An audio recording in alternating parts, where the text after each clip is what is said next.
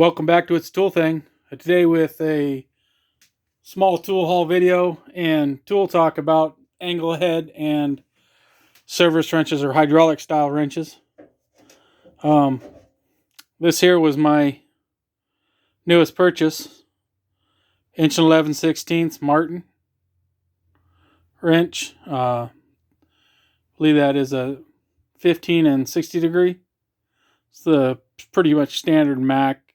Everybody sells this kind of ones, except for maybe Snap-on. They do the slightly different angle on this side, which is an upgrade, I think, in a lot of cases. This is an 1.11/16. As you can see here, it actually still has the original tag on it. Some very light surface rust. It's a brand new old stock, I believe. I think it might be a military surplus, because I got this off of eBay, and the guy was selling a lot of military surplus kind of stuff, Humvee stuff. So it's kind of an odd story with this wrench here. Had a job in the shop the other day. It actually wasn't my job. It was one of the other guys in the shop. And the fitting was stuck in the pump and was stuck to the line. It was a straight fitting with a 90-degree line. Power steering pump, if I remember correctly. And it ended up being an 1.11/16. And when he tried to break the line loose, which was, I believe, 1.75 inches, the fitting broke loose, which the fitting was 1.11/16. Or at least that's what fit the tightest. 1.5/8 was, 1.75 was loose. And looking through my stuff, I know I don't have every wrench under the sun. I try to have a good selection. I didn't have an 1.11/16, not in a service style wrench, not in an angle head wrench such as this, and not in a standard length wrench. After a little bit of looking around, my set of Snap-on crow's feet actually had an 1.11/16, which is ultimately what we ended up using. Ended up using 2 crow's feet, 3 of us trying to hold it, keep the fitting from spinning, get it broke loose, and somebody trying to manhandle the 2 crow's feet. It was in an awkward position where we couldn't even really get a wrench on it. We had, I would say, a 10-inch extension on the line that we were pulling off. I can't remember. I think maybe a 2 or 3-inch extension on the fitting, trying to jam it up against the frame, because that was really the problem. Was since the fitting was spinning, it was trying to damage the line, and we didn't want to have to replace the line for the customer. We did get it apart. It took 3 of us. Ultimately, when we got it apart, I was holding the 2 crow's feet, trying to keep everything straight there, and we had one guy bracing the 11/16 up against the frame and a pry bar, and the other guy using a 24-inch long Snap-on, or I think it might have been the Cornwall ratchet. Actually, it was on there because it's got a little beefier shank, so I went ahead and went that route. So I started thinking about it, and I was like, you know what? I should probably get an 11/16. Started doing a little bit of looking around and found this one on eBay. Ended up getting it for $15, which I thought was a extremely good price for a basically brand new wrench. I went ahead and just ordered one. I think I'm going to purchase a second one, put it into the shop truck. I'm probably going to put this one in the shop. Because my shop truck, even though with all the angle head wrenches I have, it doesn't have, like I said, doesn't have an 11/16. I knew the set in the shop didn't, because it goes to 1.5/8. And I remember missing an inch. I think it was 1.75 inches here a while back. I should have bought it. I didn't make the move on it, and somebody else ended up buying it before I had gotten back to them to make the move on it, which is fine. I can't say I've ever needed an 1.75 angle head wrench. I actually have an 1.75 angle head wrench, which you'll see here in a moment. But it's a cheaper quality, not USA made. And that's where the tool talk comes in today, is when you're buying used tools, I'm not sure you come out ahead. I mean, I think you do, but sometimes you don't. You buy too many. You end up buying more than one of stuff you didn't realize you had. Just a cautionary tale. Don't get me wrong, it's not going to stop me from doing it. I do try now to look and make sure I don't have more than I think I had. As an example, this 2-inch wrench, this one's in pretty rough shape. Mac 2-inch wrench. I knew I had one in the shop when I purchased my original Mac toolbox that I traded in from the Cornwell back in, I believe it was 99, somewhere in that neighborhood. That was what I bought. He gave me $100 credit on anything I wanted when I bought that box, and that's what I bought. I bought the 2-inch angle head wrench, Mac one, which is the one I have in my toolbox currently. I think it was $135 or something like that new, so I paid the difference. And then I saw one of these for $35 one day. I think it might have been this one. And I snagged it up, not realizing I already had another Mac 2-inch angle head wrench. Not to confuse that with this one here, which is a 2-inch Matco angle head wrench. One thing I do like about the Matco one, and I'm glad I have, it's a thinner profile. And sometimes that makes a difference. I don't know if you can see that there, but it's substantially thinner. Sometimes even just being slightly shorter or something can be a real positive thing. So I have these two 2-inch wrenches plus two more 2-inch wrenches, Mac ones. And I'm going to zoom out here. If it'll let me. Doesn't look like it'll let me zoom out now while I'm recording, unfortunately. I'll do the best I can. And then I have this 2-inch wrench, which is just a Chinese 2-inch. I've got a whole set of these.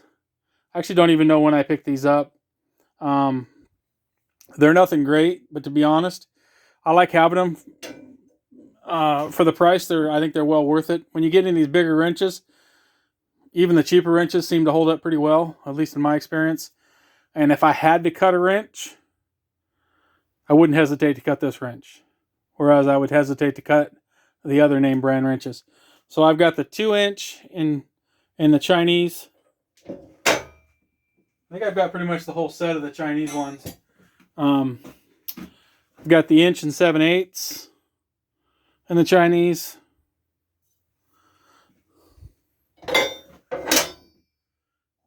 Inch 3/4. They skip the 13/16. And I've looked at the Chinese sets currently, and they actually don't offer. These are the ones they offer. They don't offer 11/16 in it. Not that I wanted a cheap Chinese one, but I just wanted to have one on the truck also. So it'll sit there and rust, I guess. I'm not sure. So I made an offer to pick up another one of those Martins. That's 1 3/4 there. And then I have the 1 5/8 angle head, which I don't have any of these ones except for the 2-inch and anything else in the shop truck or in the shop, to be honest. I do have the 1 5/8, but I don't have the 3/4. I do have the 7/8, I suppose, too, in the shop in a Mac. And of course, I got these two units here that I just showed you, which are 2 inches. And this 11/16 here. So I'd kind of go in there. As you can see, it's slightly shorter than the Chinese versions, being this is actually a size smaller. But this is 1.5 inches in comparison. It's a little thick, not too bad. It's pretty close, I would say, for being two sizes larger. This is 1.5 inches Mac wrench. It seems like it's roughly in the same grouping. Lengthwise, I got it right about there even. Obviously there'd be a size in between, and I have an 1 5/8 back at the shop, but I am not at the shop right at the moment. But this is another one of those points. So this is my 1.5 inches. And then I did the same thing on 1.5" wrenches. I have another one of these at the shop. I've got a complete set of angle head wrenches at the shop, barring the 3/4 and the 5/8. But I have 2 more of these 1.5" wrenches, and here, these are Cornwells. The interesting thing I thought about these years ago was, get these lined up here. This is the exact same part number on these Cornwells. They're both Cornwells. They are both exactly, I remember looking this up. They're 4848 is the part number. Both USA made, both 1.5". But I don't know which one's older. But in a way, I don't mind that because, first off, these are thinner. Once again, not a lot. Compare that here. But sometimes that thinness is real handy. Plus, if I had to cut one of these, I would. I would prefer not to, obviously.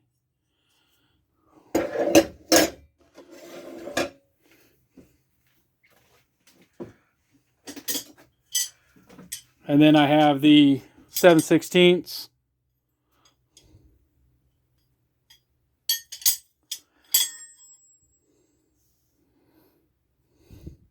3/8 and the 5/16 in max.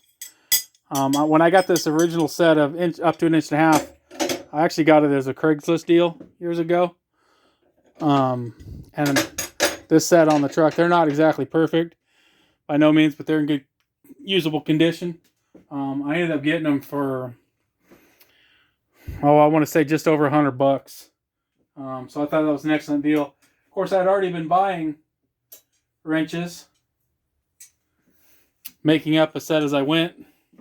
So I have a 1.25" here and an 1.125" loose.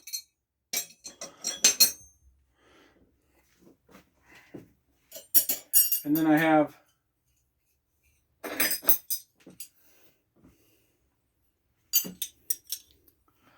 this 1", which is a Cornwell.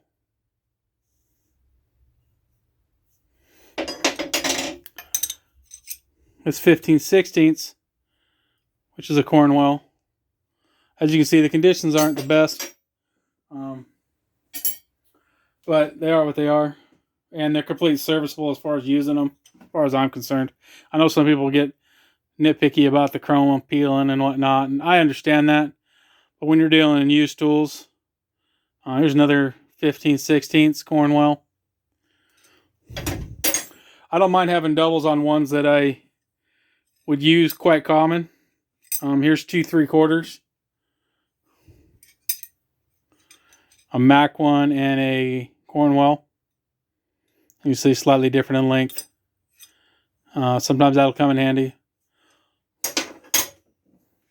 And then I've got 2 of these Snap-on ones, which this nicer one used to be the one on my box, but I ended up buying that Snap-on Flank Drive Plus one for $5. So I bought this one on the shop truck, even though I already had this one on the shop truck. And there again, 9/16. That's a size I might need to have more than one of. So I'm okay with that. Looks like I did miss one wrench here in the Chinese ones. 1 3/8, which I have a Mac one of there.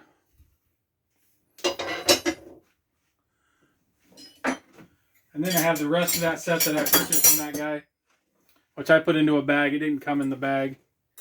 See if I can get this in here without making too much of a mess of it. I like these little Bucket Boss bags. This one's a newer one. They're not quite as heavy duty as they used to be.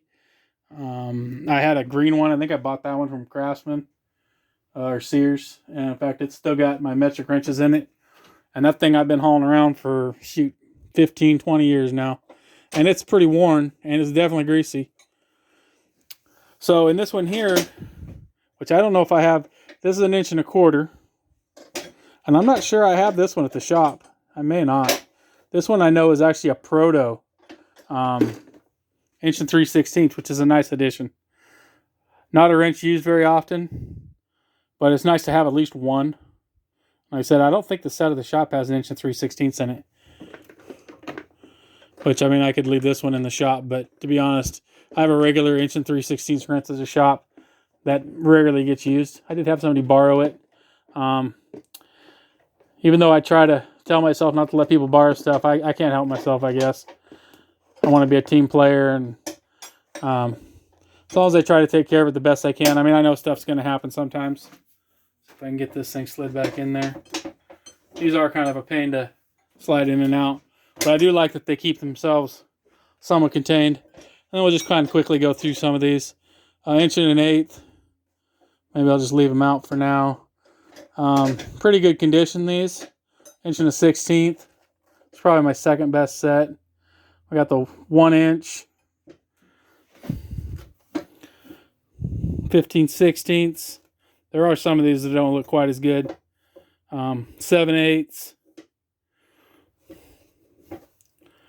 13/16. You can see there's a little bit of rust on the end of that one. 3/4. These are all Mac. There might be one more down here that's not. 11/16. Once again, a little bit of rust. 5/8. Mac. 9/16 Mac. 1/2 inch. I think, yeah, this one down at the end, you can even see that getting off the page there. This one's actually a Cornwell 7/16. I don't think that one came with the purchase that I was referring to, though I know that 1 3/16 did.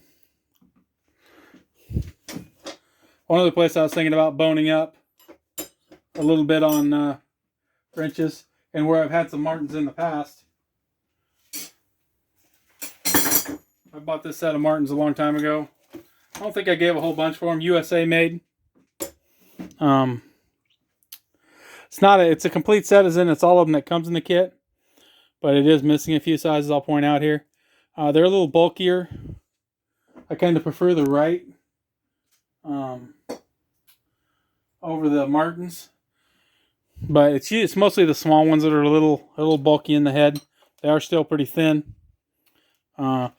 In fact, one of the guys in the shop, he bought this exact same set, excuse me, from the Snap-on guy. I'm not sure what he gave for it, but I do remember he had the exact same set, and he purchased them actually from the Snap-on guy.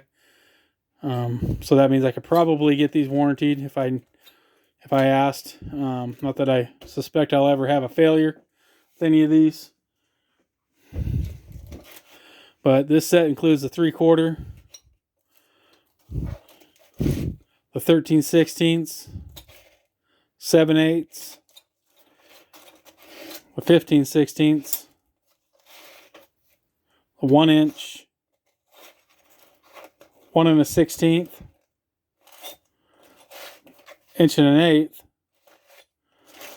and oddly enough, it does come with a 3/16, 1 3/16, 1 1/4, and then it skips to 1 3/8, and then 1 1/2. So it skips a 1 7/16 and the 1 5/16 ones. Now, in individual ones, I don't have too many individual ones in the shop truck. I had a Wright, which is the ones I have mostly in the shop. They've been excellent. Never had an issue with any of them. Some of them I purchased new, and the good majority of them I purchased used. Some of them have a hole in them, and some of them don't. Depends on, I don't know if it's a vintage or what. I know I was actually buying some of these new. It's been a long time ago, mid-90s, late 90s maybe. And they weren't more than like $20, and that was in a store, $20-25 a piece. I know a few of them I actually did purchase new. I got a 22 millimeter, which is basically 7/8, that I'd picked up at some point before I had this set, I'm sure. Because 7/8 or 22 millimeter is a common size for smaller transmission Allisons, number 8 fittings a lot of times. So I thought that'd be handy to have. Like I said, now I've got multiples. And then I got this 1 7/8 Armstrong, which is another excellent brand. It's kind of defunct now. 1 7/8, which jam nuts for 2-inch fittings, at least on the Allisons tend to be, which that's kind of a universal fitting. Tend to be 1 7/8. Not always, but most of the time. And then I have two 2-inch shorties. Let's see here, we got an Armstrong and then a Wright and the 2-inch. Once again, probably having two of them isn't necessarily needed, but I could see a time where maybe you could use two of them to help wheel something down and then get the bigger wrenches in there to get that final snug, which is what these are really all about anyways. Though they are pretty tough. In fact, that job I was talking about earlier, we were trying to use one of these, one of the ones in the shop, 1 3/4, and the wrench itself wasn't giving up, but the fitting was trying to round off. I mean, they're fairly thin. We had it jammed up against the frame, I think it was, but the fitting itself was starting to try to round off because obviously it was the wrong size. But it fit up in there, and I didn't have one of these. I'm probably going to pick up a 11/16 because I have pretty much all of them at the shop, as far as I know. I believe I have the, I don't know if I have the 3/16 in the shop, but I have the 5/8. I have the 3/4. I have the 13/16, the 7/8, and the 2-inch in the shop. Well, that's one of the things you got to keep in mind. I'm really bad about selling the stuff that I have extras of. Sometimes I try to offer it to guys, trying to help them out. Sometimes they take it, sometimes they don't. I guess I kind of burn myself on that bridge, being as I loan it to them, unless I stop loaning it to them, and then all of a sudden they're going to need to step up and get one. Then at that point, maybe they'd be more interested. Some of the guys are more willing than others, but I do like helping people out. And I don't know, I guess I wouldn't say it's my job to supply people with tools, but you know, you gotta all work together, because there's times, you know, it's far and few between where I don't have a tool. It has happened. It most definitely has happened. It happened not that long ago. I don't remember what it was that I didn't have the tool for, but one of the guys in the shop, I think it was actually working on a DPF, not my thing. The shop, I think, even had the tool, to be honest, but he had one. Hey, use this, you know, no big deal. No reason to go try to get it figured out where it is in the shop. So I don't mind loaning it out. I would like people to take good care of my tools when they use them. I hope they don't break them, because I've had a few failures where they break them, either on purpose or maybe not on purpose. But, you know, I had one the other day. A guy borrowed a tool, and he said, hey, I might break this. And I told him, go for it. I know it doesn't have a warranty. It's a quality made tool, but it doesn't have a name brand listed on it. So, but he didn't end up breaking it, so that was nice, because I've been having to replace those one by one as I break them. It was an extractor, a 3/4, but he was able to get the bolt out. So that's just a little of a cautionary tale here. Video's been a little rambly about buying stuff. It's nice to buy individuals when you can get a good deal on them, but it's also nice to find a set and just get what you need. Do I need all these? Probably not. But I sure am glad I have them when I need them, or when I think I need them. Thank you for watching. Please like and subscribe and comment down below. Have a great day.